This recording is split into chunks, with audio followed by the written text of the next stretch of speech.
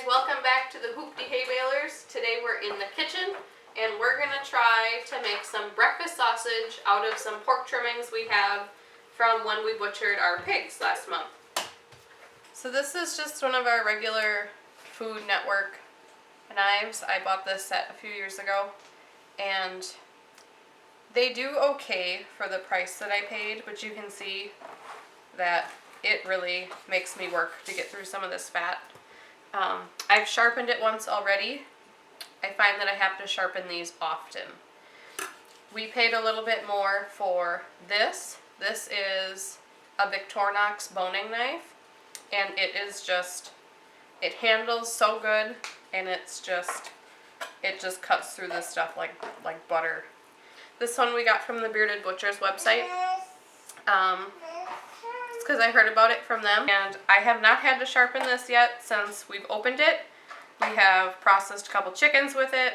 I use it to cut up regular stuff like this, and I used it to process the last rabbit we did, and we just haven't even had to touch it up once yet. So they come out of the package just nice. They are definitely worth the extra money. They save you time, they save you energy,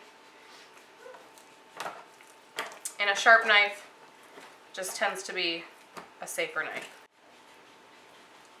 So yeah, we'll link these Victorinox in the description below so that way you guys can find exactly what we're using. We don't use anything real special, but it is nice to have good tools even when you're doing hoopty stuff at home, like making sausage or butchering your own chickens, rabbits, whatever it may be, even just trimming stuff up.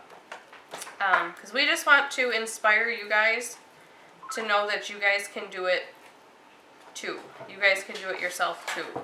And so if we can just share the tools that will allow you guys to have an easier time than we did the first couple times we did it, that is the goal. Was your nose itch?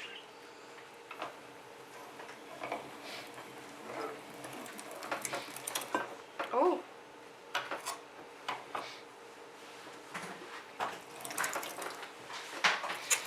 Put your back into it. It's rotating. So here we are using a meat grinder that we actually found at a flea market that my husband walked up to the nice lady and said, "I have $8 in my wallet, will you take it?" And she said, "Sold." So again, you don't need any special equipment. I mean, you need a grinder, but you don't need anything really special or fancy to make your own sausage here. Clearly, we're using an old $8 antique meat grinder, and it did a fabulous job.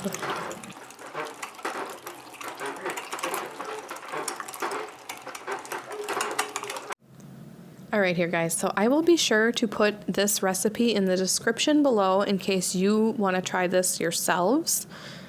This recipe was for about 5 pounds worth of ground pork, and we thought that it was a pretty good base recipe. Next time we might try adding some maple syrup for a little bit more depth of flavor in the breakfast sausage, but this was our first time making sausage ourselves without the store-bought ingredients where you just open up the bag and go.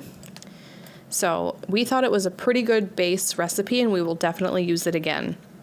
But this recipe called for a 1/4 cup of brown sugar, 2 tablespoons of sage, 2 tablespoons of salt, 2½ teaspoons of pepper, 1¼ teaspoons of garlic powder, 1/2 teaspoon of thyme, just a sprinkle of cloves, and 1/2 teaspoon of red pepper flakes, which, as I'm sure you can tell, I am definitely not a person for measure, so just a good shake. And the recipe also called for 1/2 teaspoon of marjoram, but I actually did not have any, so we actually skipped that. I had originally intended on running this through the grinder again with a finer blade, But when we did that, the texture just wasn't quite right. So I ended up just giving it a really good mix with my hands, and the texture was just so much better. So here we have it. That is our sausage making video. We hope you give the recipe a try. And thanks for coming along with us. We'll catch you next time.